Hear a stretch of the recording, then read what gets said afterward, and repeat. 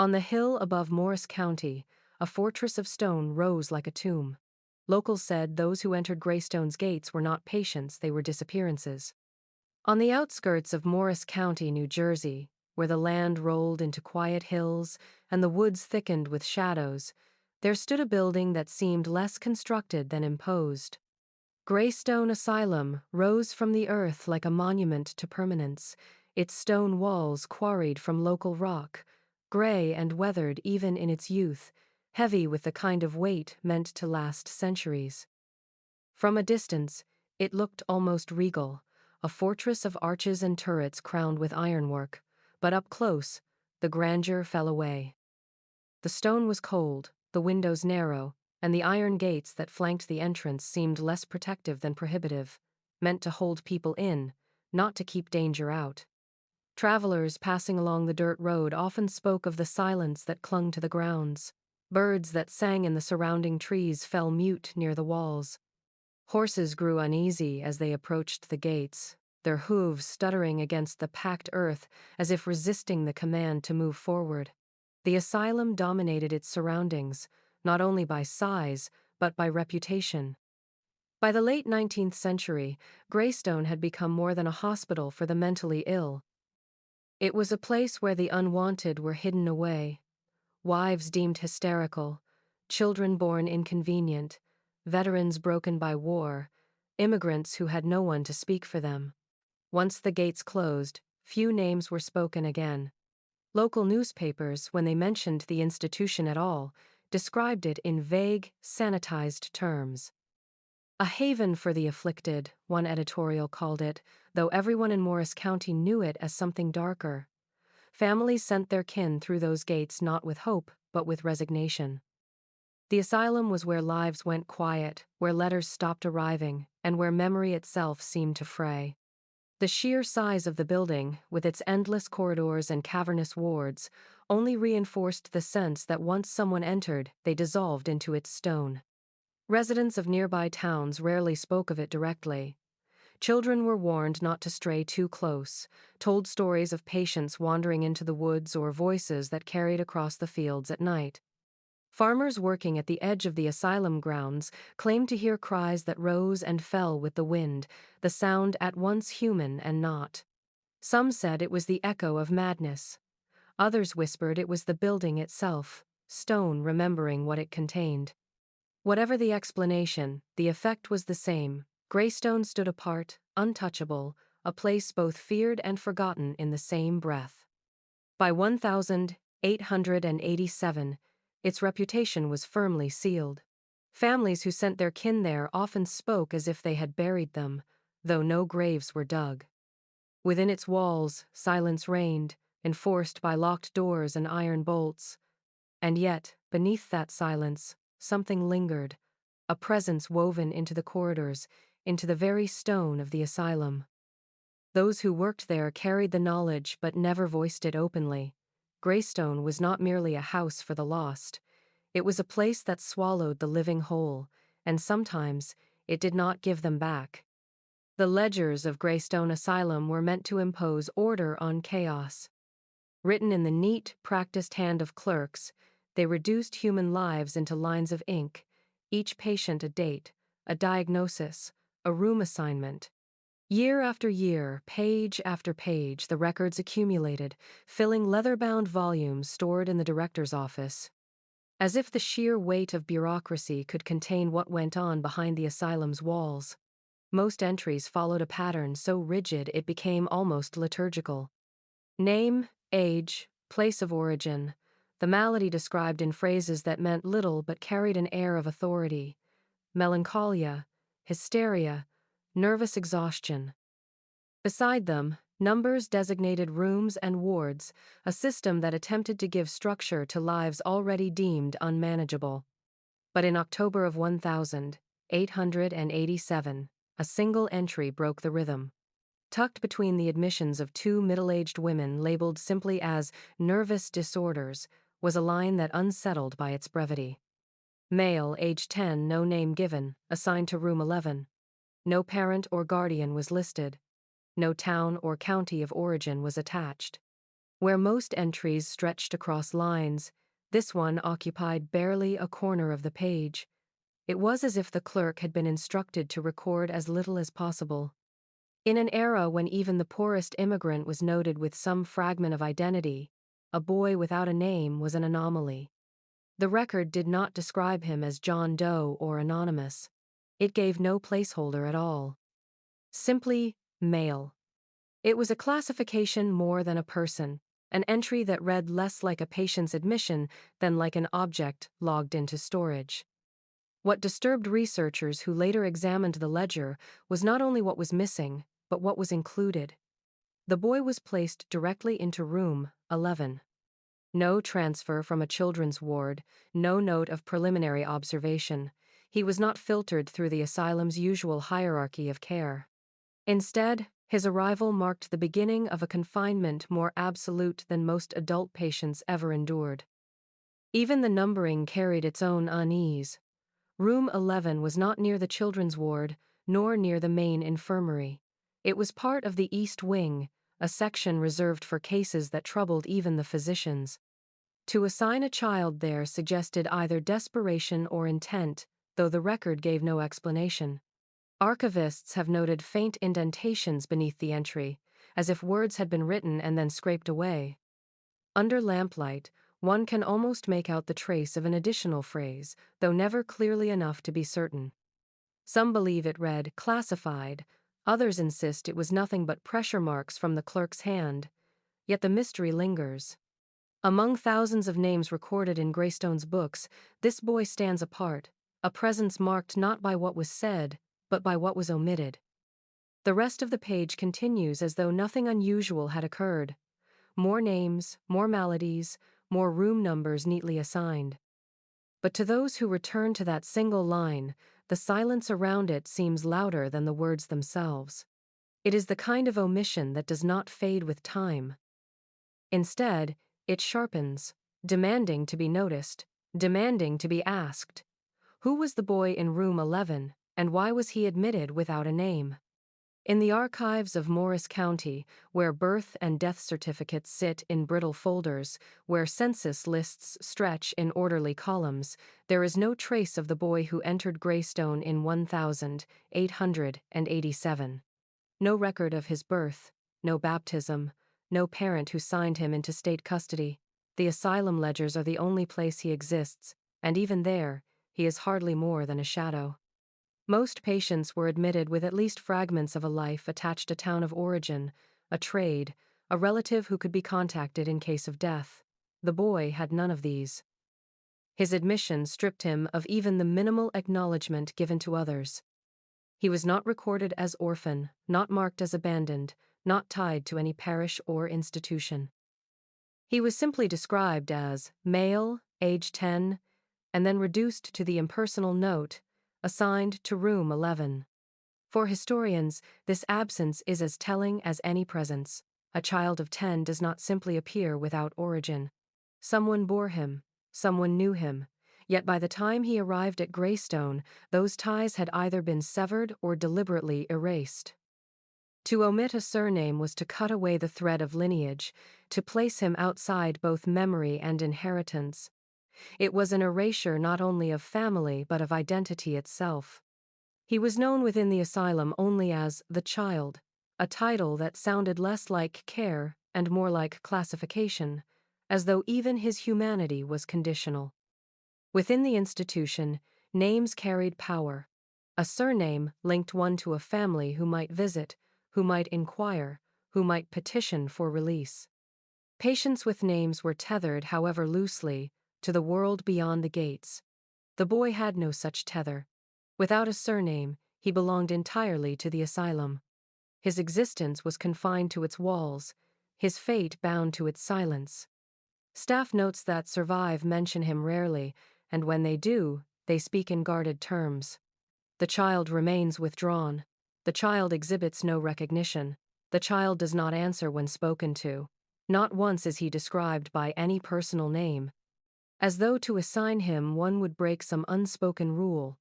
For the nurses, perhaps it was easier to treat him as an object of routine rather than as a boy with a past. For the physicians, the absence of identity removed accountability. Without a name, he could not be claimed, could not be traced, could not be remembered if things went wrong.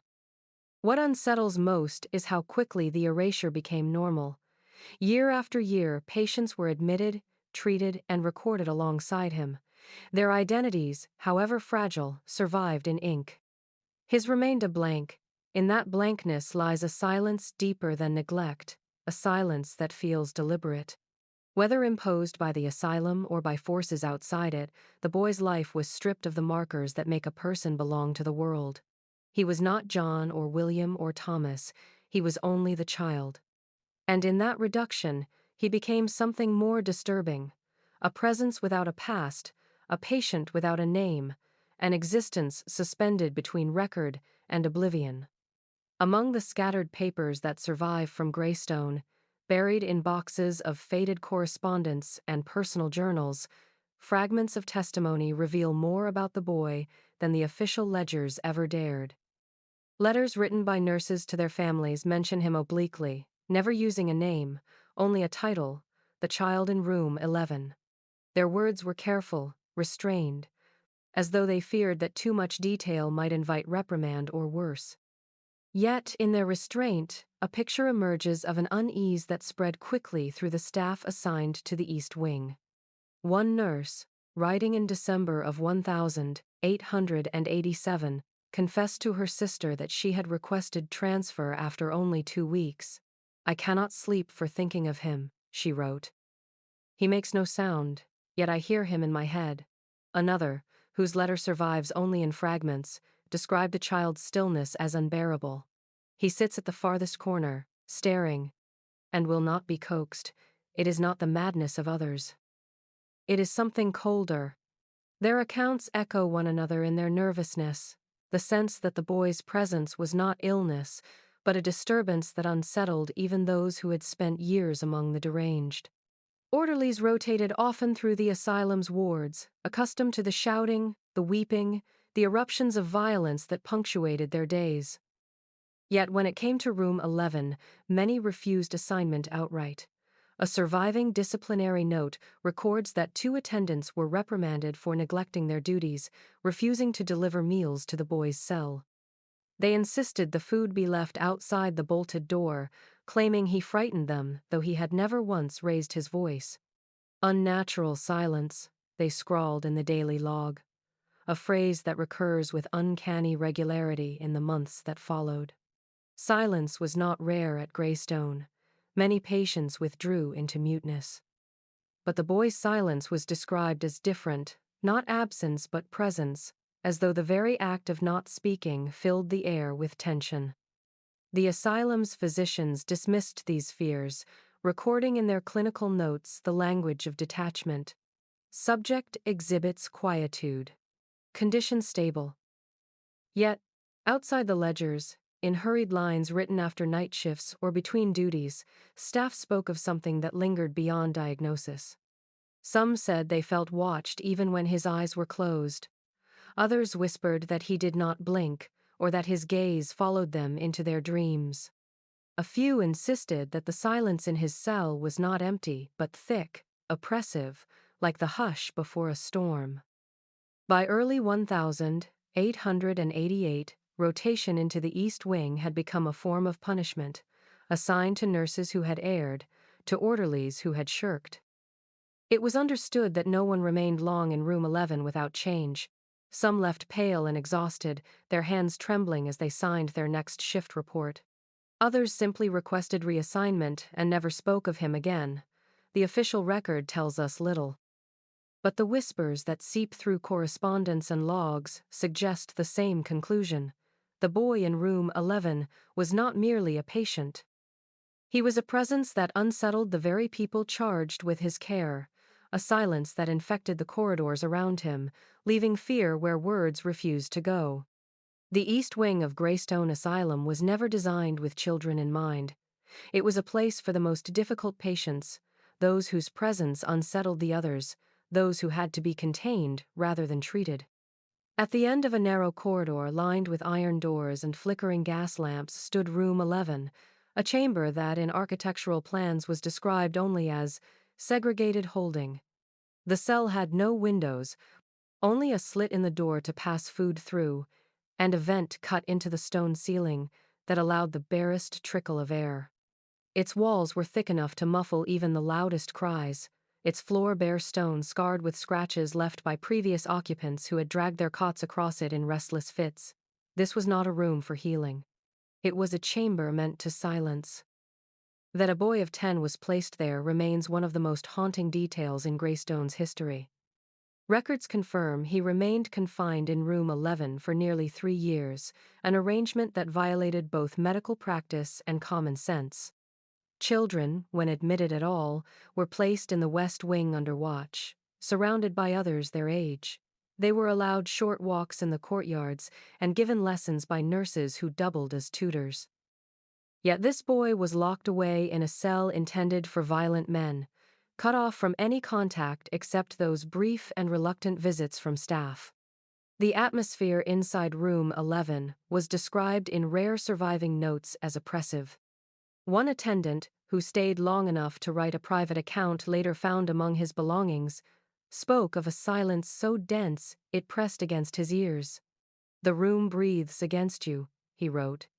"Not air, but a kind of weight, as though the stone itself listens." Another entry from a nurse described how her lamp would flicker each time she entered, though the gas lines showed no fault.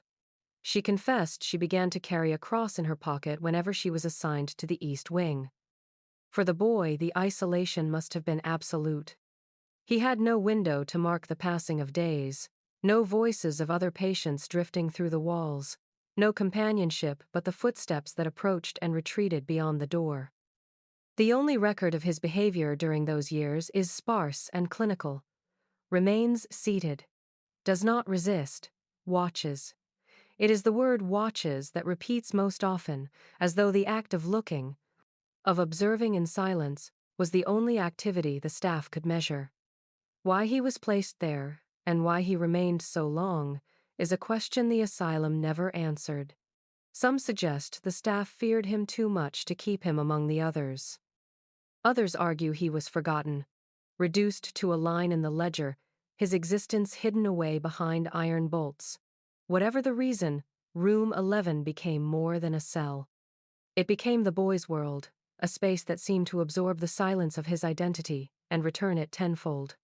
When workers reopened the East Wing decades later, they reported finding deep gouges etched into the stone walls, scratches too high for a child to have made. They swore the marks did not match the records of previous occupants, and so room 11, already a place meant for silence, came to carry its own story, a story of confinement that outlasted the boy himself, a story still felt in the chill that lingers there long after the door was sealed again. The medical notes that survive from Greystone's physicians are sparse, but within their brevity lies a strange kind of unease. The boy in room 11 was not described in the language of ordinary afflictions. While other patients were labeled with the familiar vocabulary of the time, melancholia, mania, nervous decline, his entries were marked by phrases that hovered on the edge of meaning without ever arriving. One physician wrote of episodes of withdrawal, though the word offered no explanation of what drew him inward or what he retreated from. Another noted that his eyes fixated beyond perception, as if the boy stared at something none of them could see. A third report, written in a hurried, cramped hand, recorded that he speaks in repetitions, but did not specify what words circled his tongue or why they unnerved the staff enough to mention them at all. No single note named an illness. No one dared to write epilepsy or hysteria, or the new term schizophrenia that was only beginning to appear in European journals. Instead, they layered the boy's file with vague descriptions that obscured more than they revealed. The language of medicine became a veil, hiding what the staff could not categorize. For a child of 10, such evasiveness was telling. Most children admitted to Greystone bore diagnoses of fits, of idiocy, of congenital weakness, labels harsh but definite. This boy received none. His condition was framed as absence, as strangeness, as something that resisted the tools of their science. One of the rare fuller accounts comes from Dr. Teaser Harrow, who in his private diary described a visit to room 11 during which the boy sat perfectly still for hours, his gaze fixed not on the doctor but on the corner of the ceiling. Harrow wrote that he attempted to break the child's stare, waving his hand before the boy's eyes, snapping his fingers, even holding a lamp to cast shadows across the wall. Nothing altered his focus. He sees something, Harrow admitted in a line that would never appear in the official records. What? I do not wish to know. The repetitions, too, unsettled those who heard them. Nurses described him murmuring the same phrase over and over in the dark, words too faint to catch through the heavy door, but audible enough to send them hurrying down the corridor. One attendant who ventured close enough to listen claimed the phrase was not nonsense at all, but a warning. It comes again. His report was dismissed, folded into the file as the rambling of an uneducated orderly. Yet the words lingered, repeated not only by the boy but later by staff who swore they heard them in their own dreams. The absence of a clear diagnosis became, in itself, a diagnosis of sorts. Physicians who prided themselves on categorizing madness found themselves unable to do so.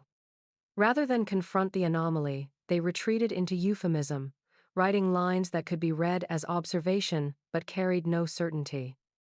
The boy did not fit the definitions they relied on, and so he became something else, something undefined.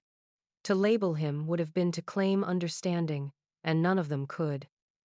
Instead, they left the record vague, clinical in tone but hollow in substance, a paper shield against a reality they could not explain. And so the file remains a catalogue of absence, withdrawal without reason, fixation without object, repetition without content.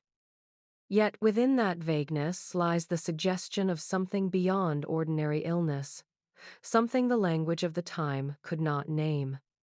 What disturbed them most was not what the boy did, but the sense that his actions belonged to no category of human ailment they had ever studied. He was not simply sick, he was other. When historians began to sift through Greystone's surviving archives in the mid-20th century, they found that the boy's file was unlike any other. Entire pages had been rendered unreadable, their contents obscured by thick strokes of black ink. The redactions were not the work of time or damage. They were deliberate, heavy lines drawn by a steady hand that made certain no one would ever see what had been written beneath. Most patient records at Greystone survive in tedious detail, the sort of bureaucratic minutiae that fills page after page with predictable accounts of meals eaten, baths taken, seizures endured. But in the file for room 11, the sections that might have offered clarity were the ones most violently erased. The pattern of the blacked-out reports is striking. Nearly all of them concerned the boy's nights. Daytime entries, sparse though they were, remain intact. Child remains seated, no agitation, took broth without complaint. But when the reports turned to what happened after dusk, the ink descends like a curtain. Paragraphs, sometimes entire pages, are swallowed by darkness, leaving only a few words visible at the edges. The erasures themselves seem almost theatrical, as if the asylum feared the record of those nights more than the nights themselves. One word, however, survives. Scrawled near the margin of a page dated February 1888, the ink missed a single entry: mirrors. The word is isolated, floating in the void left by censorship. No context accompanies it, no explanation of what mirrors might have meant in a windowless cell, no further note to connect it to the boy. Yet its survival has haunted every researcher who has examined the file. Some suggest it refers to the polished instruments physicians sometimes used to examine patients, a commonplace detail mistakenly left unredacted. Others argue it cannot be so simple. Mirrors were not standard in patient cells. There was nothing reflective in room 11 but the damp sheen of stone. Why then would the word appear at all, and why in the midst of a page, otherwise obliterated? A diary fragment from a nurse hints at a connection. In her private notes, never meant for official record, She wrote that the child would not look at her directly, but only when she stood behind him, her image caught faintly in the metal latch of the door. "He waits for me to appear in the reflection," she confessed. "Only then does he turn his head." If true, the boy's fixation on reflections was more than a quirk. It was a pattern observed and feared, enough to warrant documentation. Documentation someone later decided must not remain. Why the asylum struck through those lines is a question that lingers unanswered. Was it to shield the institution from ridicule? To hide reports too strange to be credible? Or was it something else? A recognition that what was written had crossed a boundary too dangerous to preserve? The word mirrors, left behind like a trace of what could not be wholly erased, stands as both clue and warning. It is the single fragment that hints at what may have transpired in room 11 at night, and the silence it sits within is louder than any explanation could have been. The official reports from Greystone's physicians are cautious, clinical, and heavily redacted when it comes to the boy in room 11. But tucked away in a box of personal effects donated by a descendant, one document escaped the censor's ink: the private journal of Dr. Feasley's 4D. Alistair Harrow, a young physician who served at Greystone between 1887 and 1890. Unlike the ledgers written for the asylum's administrators, Harrow's journal was never meant for public eyes. It is a personal account, uneven in tone, at times detached, at times frantic, revealing a man wrestling not only with his patient, but with his own crumbling sense of certainty. The earliest entries are tentative. Harrow describes the boy as unusually quiet, but nothing more. "He does not sleep," he writes, in November of 1887, "but neither does he disturb. His silence is almost a relief after the constant noise of the wards."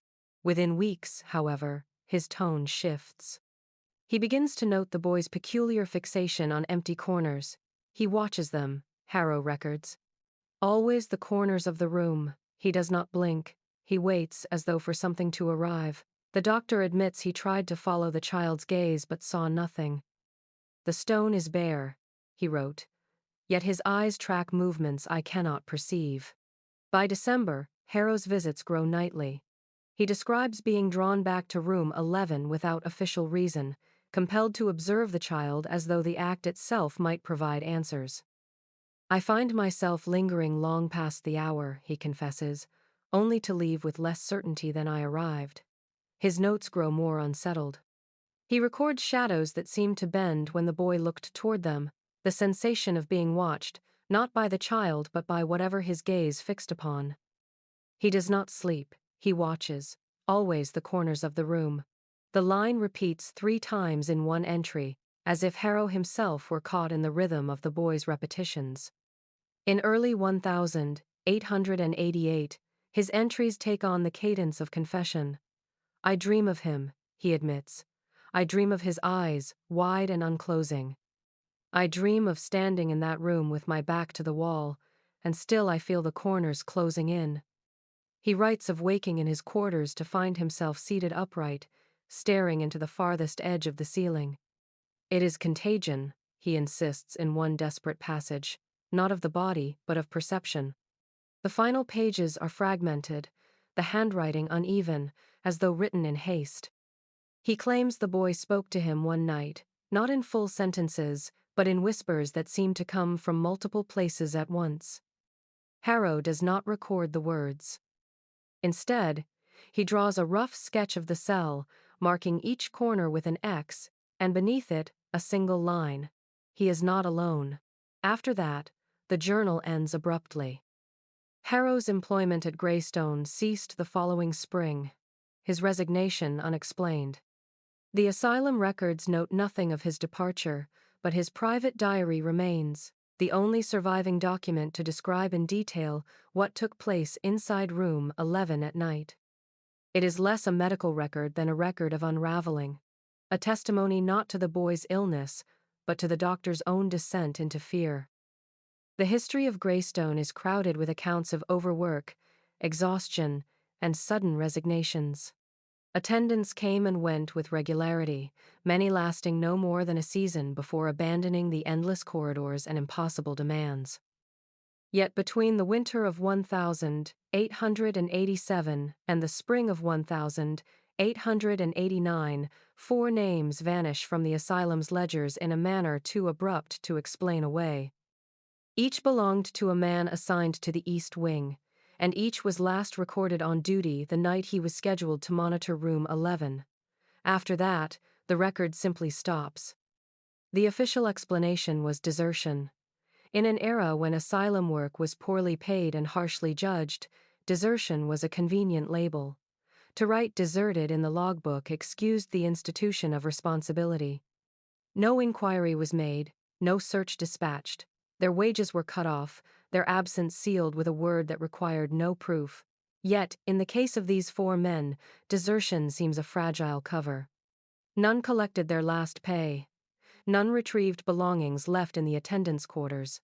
Their trunks remained unopened, their letters unsent. It is as though they had walked into the East Wing and never returned.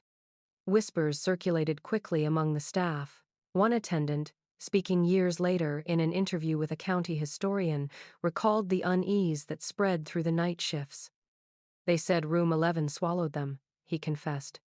Not with teeth, but with silence. Another nurse remembered that after the second disappearance, men began to trade shifts at any cost, paying others from their meager wages, simply to avoid the East Wing. The records confirm the sudden imbalance. While the rest of the asylum rotated smoothly, room 11 saw a rapid turnover. New names appearing and disappearing with unsettling speed. The missing men themselves are little more than fragments. 1. Patrick O'Shea had been hired in October 1887, noted for his strength in restraining violent patients. His name vanishes by December. Another, James Weller, lasted until March of the following year, his last log entry reading only, room 11 secured. Beyond that, nothing. The others, Daniel Cross and Elijah Morgan, disappear in similar fashion. Each is last tied to the East Wing, each erased with the word deserted.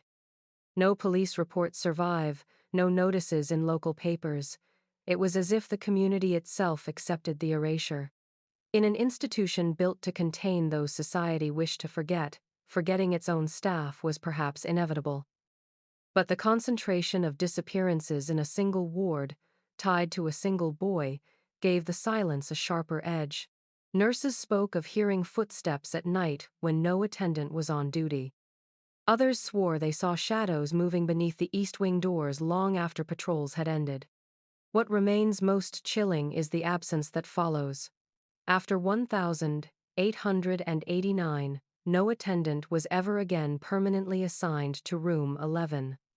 Instead, short-term rotations were instituted. No man left in charge for more than a week at a time. It was an unspoken acknowledgement that whatever had taken 4 of their own could not be allowed to claim another. The ledgers may have written them off as deserters, but within the asylum walls, the staff whispered a different truth. The men had gone into room 11, and room 11 had kept them. For nearly 2 years the boy in room 11 was silent, speaking only when commanded, and even then with reluctance.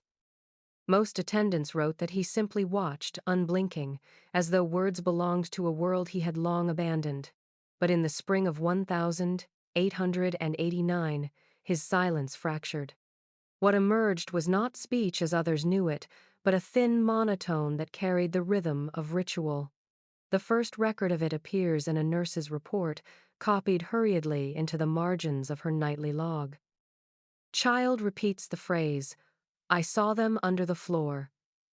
No change in tone, no response to interruption. From that point forward, the phrase begins to surface in multiple documents, written in different hands, as though each staff member felt compelled to note it despite the futility of the observation. The boy did not vary the words. He did not alter his cadence. Whether at dawn or after midnight, whether alone or under watch, he returned to the same 7 syllables. I saw them under the floor. The sentence was recorded so often it became almost a chant in the archives, scattered across loose notes and half-finished reports. What unsettled staff most was not the repetition itself, but the persistence of his voice when he should have been alone. Several attendants swore they heard the boy whispering from within room 11 at hours when no one had entered. One claimed to have pressed his ear to the door and found the cell utterly still, the boy seated motionless in the corner, lips unmoving, yet the voice continued. Another, shaken to the point of requesting reassignment, insisted that the words did not seem to come from the boy at all, but from beneath the stones of the floor itself, rising through the cracks with a faint echo. His complaint was dismissed by the physician on duty, who marked it as attendant exhaustion, but the rumor spread quickly through the asylum. The phrase acquired weight it did not have at first. At Greystone, where the East Wing had already been marked by vanishings, the notion of something under the floor carried a resonance too sharp to ignore. Some of the orderlies, uneducated but deeply superstitious, whispered that the boy was speaking of the missing men, buried where no search would ever find them. Others believed he was repeating something he had been told, a fragment of speech overheard in his earliest years, now trapped in his mind and endlessly replayed. A few, more unsettled, wondered whether he was describing what he saw in the corners he watched so intently, visions that others could not perceive. Whatever its source, the phrase became inseparable from him. Staff began to refer to him not simply as the child, but as the boy who saw them. The words followed him like a shadow, unsettling even those who had never been near room 11. And though the physicians continued to write in vague, measured language, their restraint did not conceal the truth whispered in the halls. The boy's voice had broken the silence, but what it spoke was not his alone. It was a message that seemed to belong to the asylum itself, echoing through the stones, an unease that spread far beyond the walls of his cell. By the winter of 1888, something had shifted in Greystone's rhythms. The East Wing, once a hive of activity, began to grow quiet. One by one, the patients housed there were relocated, some to the larger communal wards, others to the infirmary, still others quietly transferred to institutions farther from Morris County. Official memoranda described the closure as a matter of structural concerns, citing drafts, poor ventilation, and the need for maintenance. But the timing and the secrecy told another story. The East Wing was not under repair, it was being abandoned. The relocation left only one inhabitant behind. Room 11 was not emptied, though the rest of the corridor stood silent. Instead, the boy remained, confined more completely than ever before. While other doors were stripped of locks and their rooms swept bare, his door was fitted with heavy iron bolts, new and gleaming against the age-darkened wood. A guard was posted at the far end of the hall, not to prevent escape. No one had ever seen the child attempt it, but to ensure that no one wandered near. The wing was closed, but room 11 stayed sealed like a vault. What compelled the asylum to such measures was never explained. No incident was recorded in the official ledgers, no violent outburst, no attempt at harm. Yet the closure was carried out with a precision that suggested fear rather than maintenance.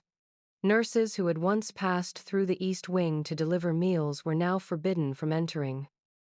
Instead, trays of food were left on a small rolling cart, collected by a single attendant and slid through the narrow opening in the door. Even this duty was rotated quickly, never assigned to the same man for more than a week. In the silence that followed, the wing acquired a reputation closer to myth. Orderlies whispered of noises that carried through the locked doors, of whispers too low to be words, of the sound of fingernails dragging slowly against stone. One nurse, writing years later in retirement, confessed she had walked past the sealed hall only once after its closure. It was silent as a tomb, she wrote, and yet I felt watched the entire time, as though every shadow leaned forward to listen. For the boy, the isolation became absolute. There were no other patients to hear, no voices to drift through the walls, no footsteps save those that stopped at his door. The East Wing had become his world, emptied for him alone, and locked against intrusion as though the asylum feared not only what might escape, but what might be found if others went too close. In the ledgers, the explanation remained bland.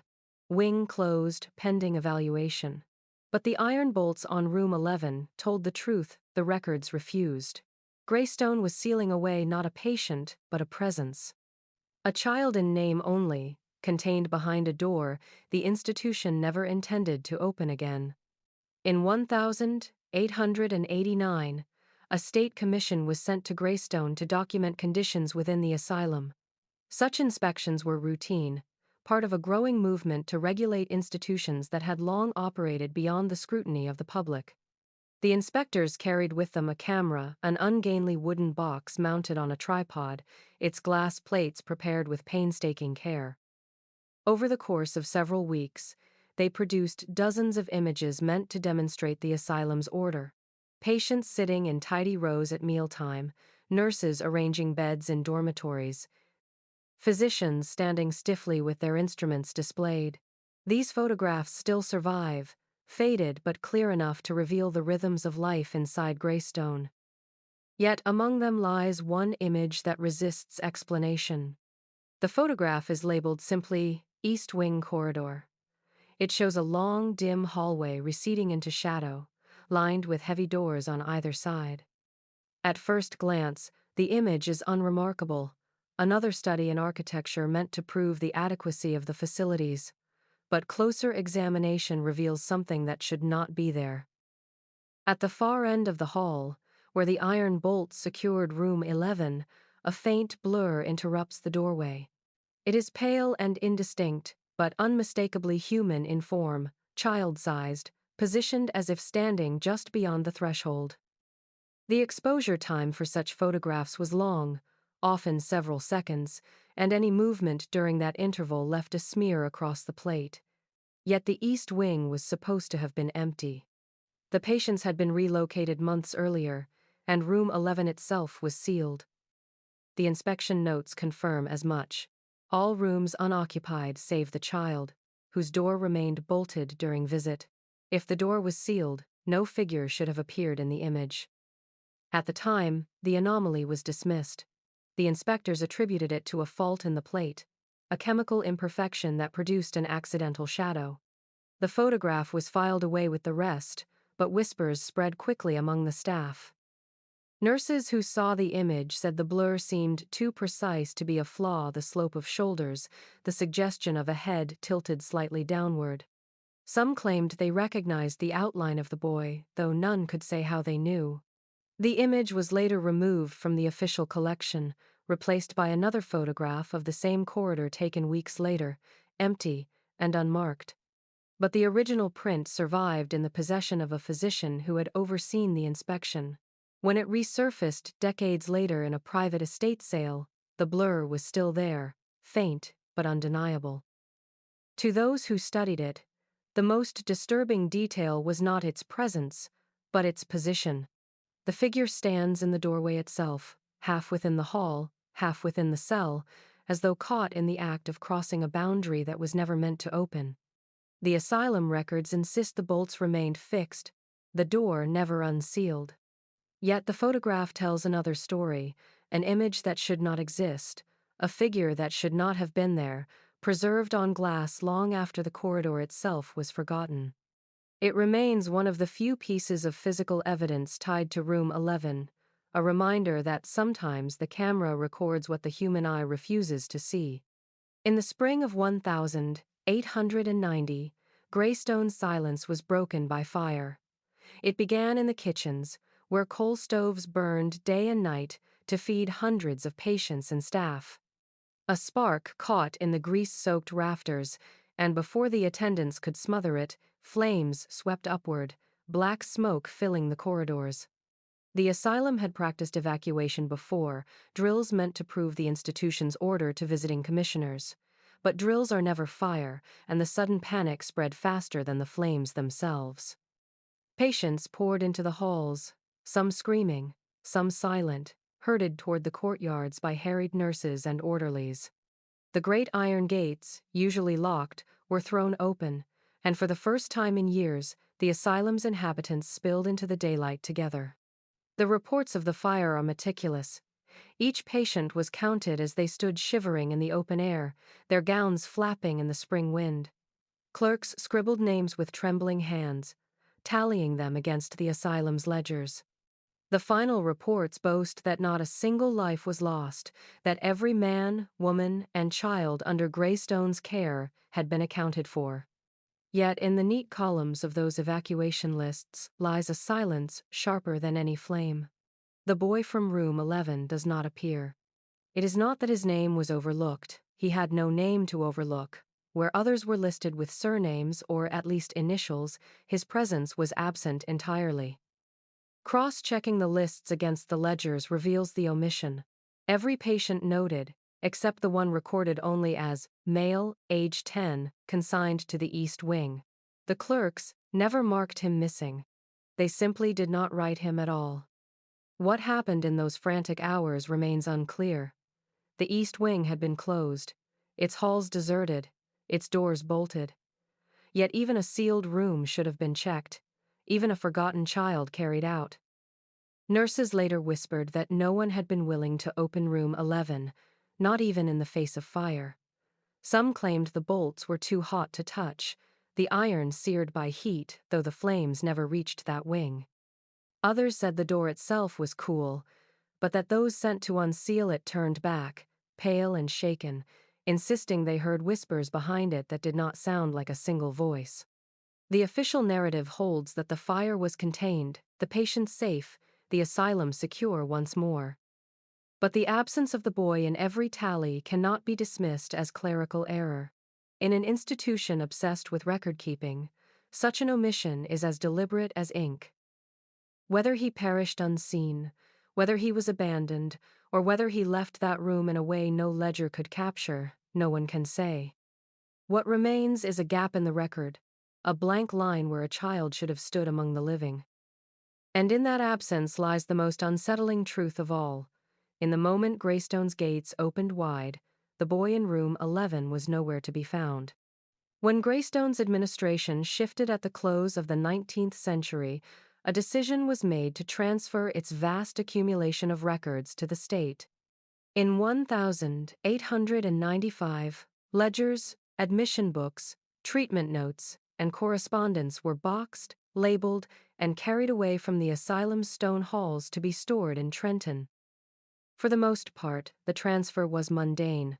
Thousands of pages detailing diets, expenditures, and lists of the deceased were stacked into archives where they gathered dust.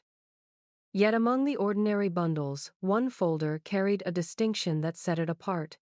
On its cover, written in a hand far bolder than the others, was a single word: confidential.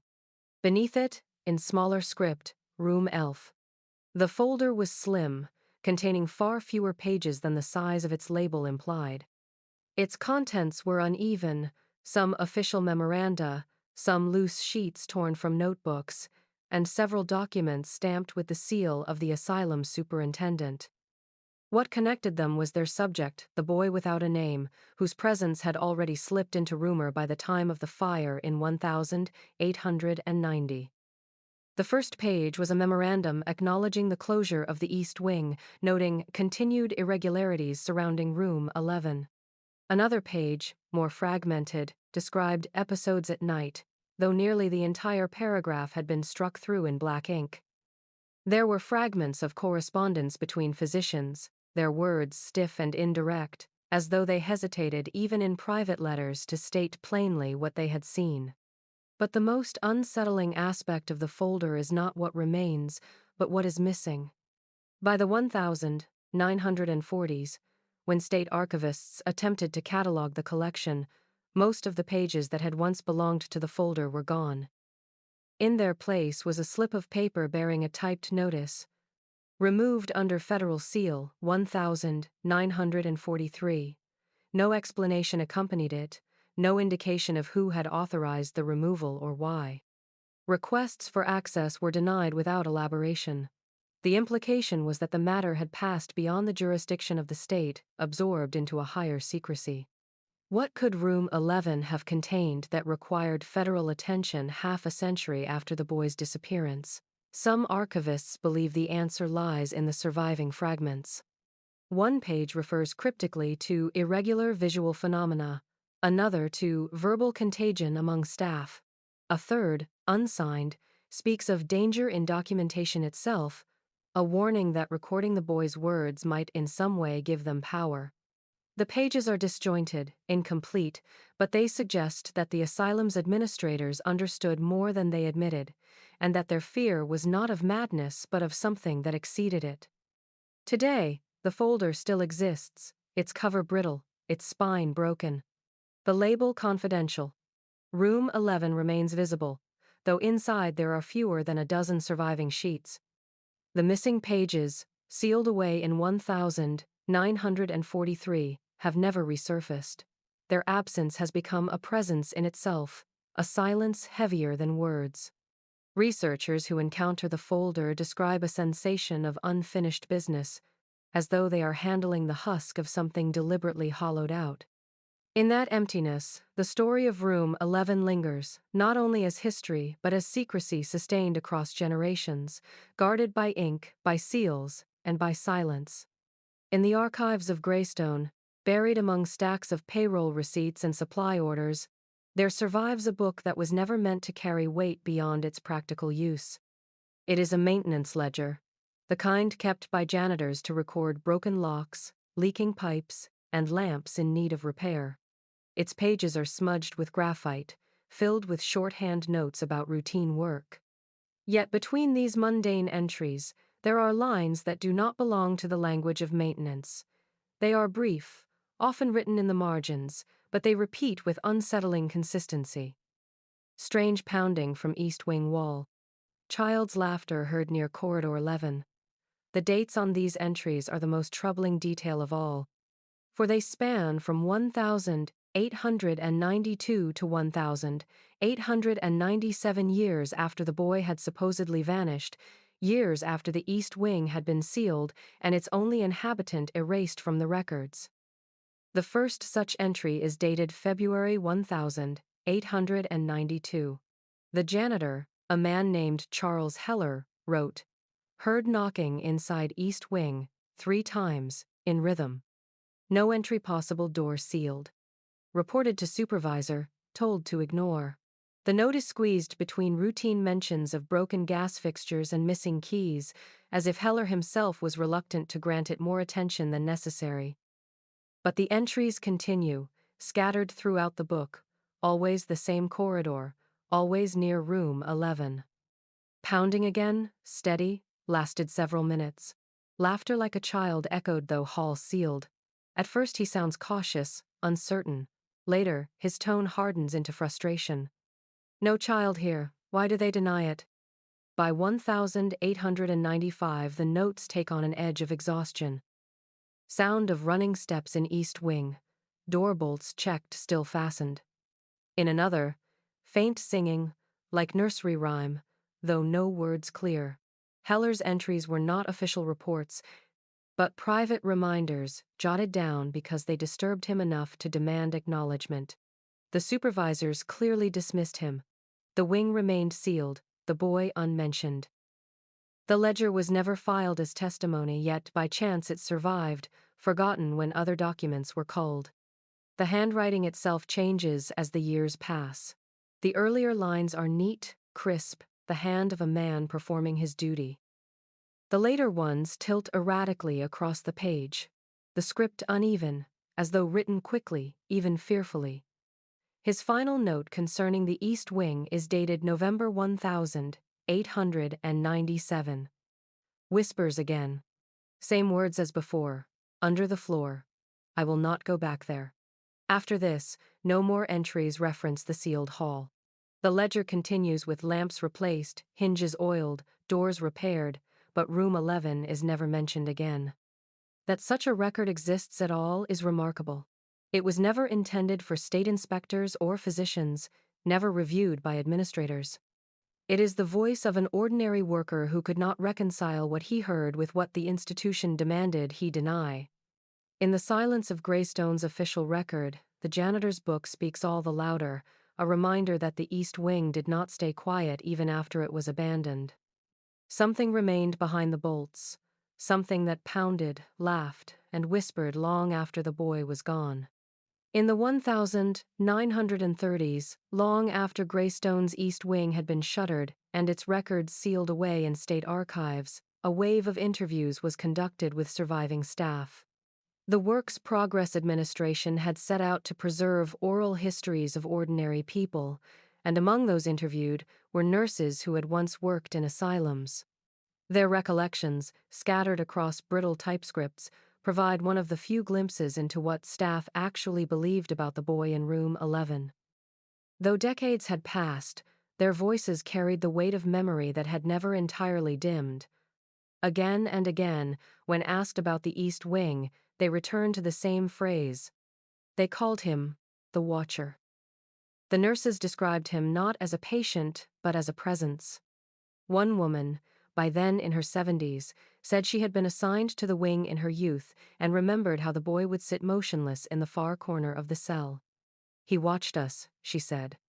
Not angry, not frightened, only steady, as though he were waiting for us to turn our backs. Another recalled the same impression, adding that his gaze never seemed to fade with time. I went back after months away, she said, and he looked exactly as he had before, as though no day had passed. What unsettled the interviewers was the consistency of these recollections. The women, interviewed separately, often in different towns, spoke of him as unchanged year after year. They insisted he did not grow taller, did not lose the roundness of his cheeks, did not take on the marks of adolescence. He was always a child, one nurse said simply.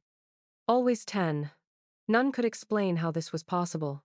Some wondered if their memories played tricks, blurred by the passage of time, yet their certainty carried a conviction that resisted dismissal. The title, The Watcher, was not a name given in official documents but a nickname that spread quietly among the staff. It reflected less what he did than what he made others feel. They spoke of the discomfort of being in his presence, the way his eyes followed without ever seeming to move, the sensation of being observed long after they had left his room. One nurse admitted she avoided mirrors in the ward because she feared she would glimpse him behind her. Another whispered that she dreamed of him often, sitting in the same pose, unchanged, waiting in the corners of her own house. By the time of the interviews, most of these women were retired, their service to the asylum long behind them. Yet when asked to speak of their years at Greystone, the boy was the first memory to surface. They did not recount medical treatments or the bustle of the wards, but the silence of a child who never aged. Their voices lowered when they spoke of him, as though even decades later, the weight of his gaze pressed upon them still. In the language of oral tradition, he had outlived the institution that confined him, lingering not in records, but in memory, a figure preserved as much by fear as by fact. In the late 1970s, when historians began revisiting the forgotten archives of Greystone, they uncovered not only ledgers and correspondence, but a collection of objects that had somehow escaped destruction. Among these were scraps of fabric, catalogued without context, folded into brittle envelopes that bore the stamp of the asylum's inventory office. The labels identified them simply as linens, East Wing. No dates were given, no names attached, yet the envelopes contained pieces of bedding that could only have come from room 11. At first, the fabric was of little interest. Archivists assumed it was detritus, preserved by accident, the sort of material often misplaced when an institution as vast as Greystone was dismantled. But when researchers unsealed the envelopes, they noticed something unusual. The cloth was intact, its fibers strong, its color scarcely faded. Compared to other textiles from the same period, most yellowed, frayed, or disintegrating, the scraps appeared preserved, as though untouched by the passage of time. This anomaly led to a series of tests at a university laboratory. Expecting to find evidence of preservation chemicals or protective storage conditions, the researchers examined the fibers under magnification. To their surprise, no such treatments were present. The fabric showed none of the expected breakdown caused by humidity, insects, or mold. Decades of storage in a damp basement should have left obvious scars, yet the cloth seemed almost new. One scientist described it as an object divorced from its century. The strangeness did not end there. Chemical analysis revealed faint traces of compounds that should not have been present at all, elements associated with silver nitrate and other reflective agents, substances occasionally used in early photography but not in hospital bedding. The results were inconclusive, but the presence of these compounds hinted at contact with materials not native to a patient's cell. Some speculated the cloth had been repurposed for experiments, others that it had absorbed something from the environment of room 11 itself. The findings reignited interest in the stories surrounding the boy. If the bedding had resisted decay, was it possible that the legends of his unchanging appearance carried more truth than metaphor? Could the same suspension that seemed to preserve fabric also have preserved flesh? Researchers hesitated to draw conclusions, wary of crossing the boundary between science and folklore, yet the evidence lay before them, cloth that had endured without aging, as if time itself had bent around it. The scraps now rest in controlled storage, sealed in glass to prevent contamination. Scholars still debate their significance. Some argue they are little more than a curiosity, an archival quirk exaggerated by expectation. Others insist they represent the only physical proof that what happened in room 11 defied natural law. Whatever the explanation, the fabric bears witness in silence, its stubborn preservation echoing the whispers of those nurses who once called the boy the Watcher. Like him, it has refused to change, a fragment of a story that will not fade, no matter how many years pass. By the mid-1960s, Greystone Asylum had begun to collapse under the weight of its own age. The once massive institution was by then a shadow of itself, its wings emptied, its wards decaying. Administrators ordered sections of the building renovated in an attempt to preserve what was still salvageable. Among the areas scheduled for reopening was the long-abandoned East Wing. For decades it had stood sealed, its doors bolted, its corridors thick with dust. Few remembered why it had been closed, and fewer still asked. To the new generation of workers hired to gut the old stone halls, it was simply another job. The men approached room 11 without knowledge of its history, prying at the bolts that had rusted in place. The door groaned as it opened, the hinges shrieking like something alive. Inside, the air was stale, stagnant from half a century of confinement. Dust floated in slow spirals, disturbed for the first time in decades. At first glance, the room seemed unremarkable. A bare cot rusted at the joints, stone walls darkened with damp, the faint odor of mildew rising from the floor. But as their eyes adjusted, the workers noticed the markings. On every wall, etched into the stone itself, were scratches.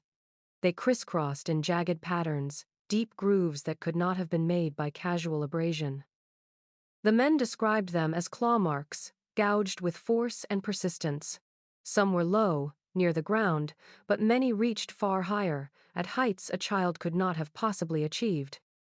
The tallest of the scratches stretched nearly 7 feet from the floor, as though whatever had made them had grown, or reached, or stood on something unseen. The pattern suggested desperation, but also something more deliberate, as though the act of marking the walls had become a ritual repeated endlessly. One of the foremen, unnerved, insisted the marks were made long after the room had been sealed. He pointed to the freshness of certain gouges, edges too sharp, stone too clean to have weathered half a century.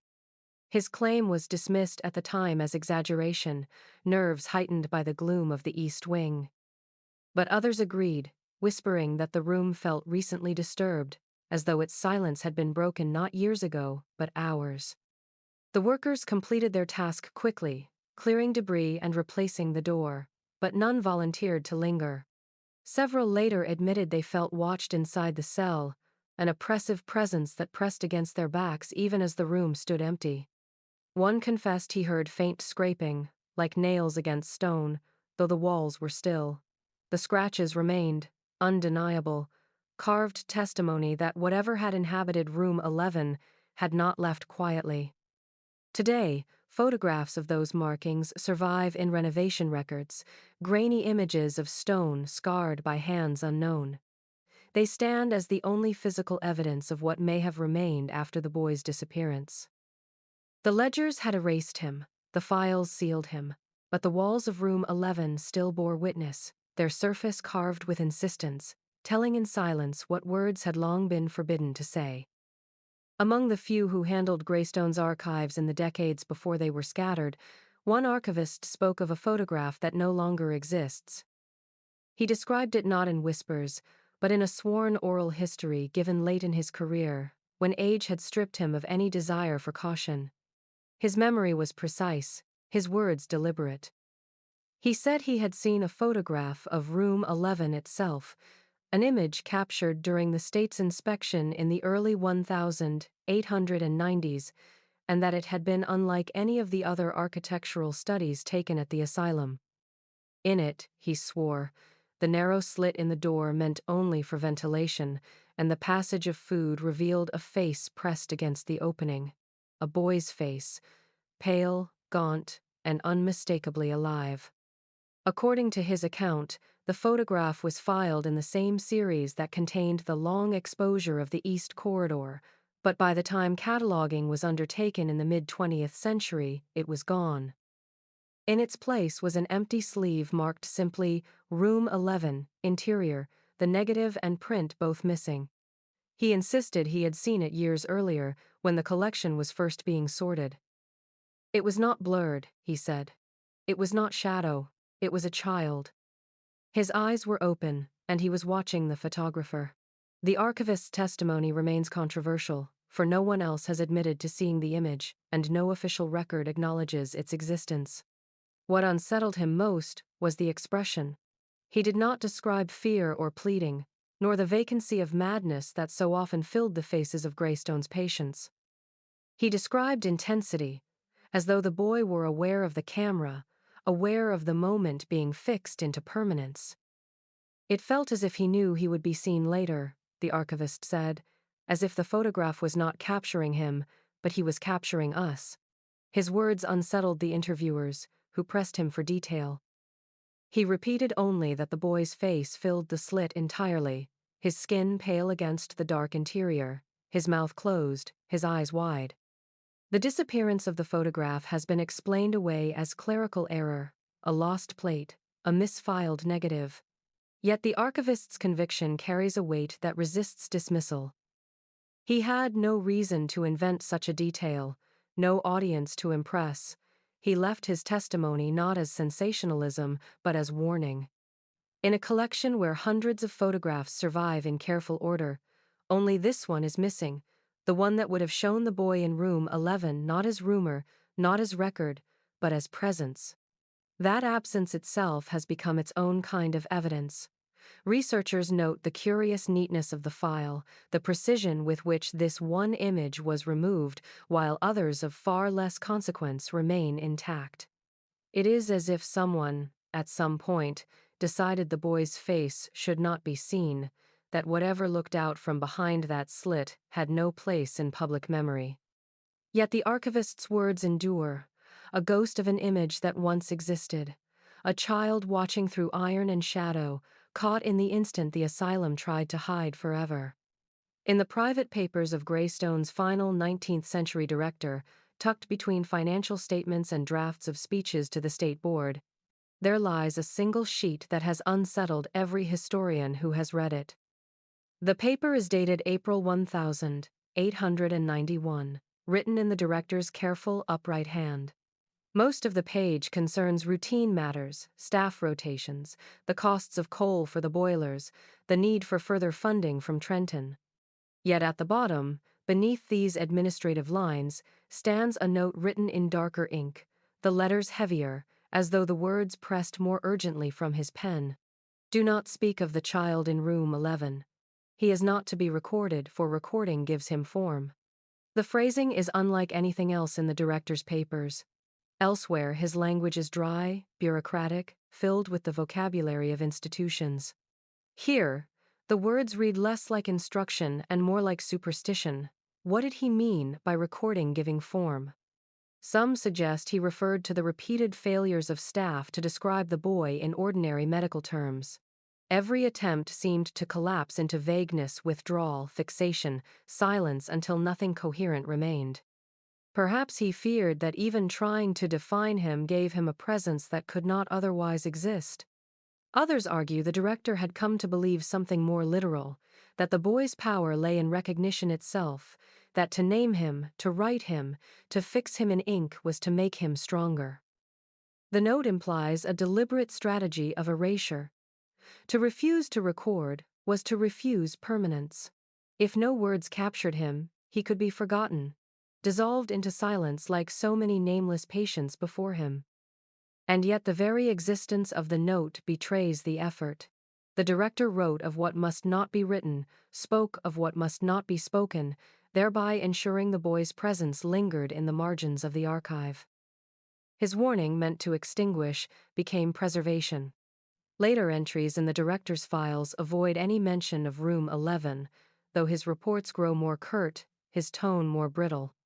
Colleagues remarked in letters that he seemed distracted, even fearful, often working late into the night with locked doors.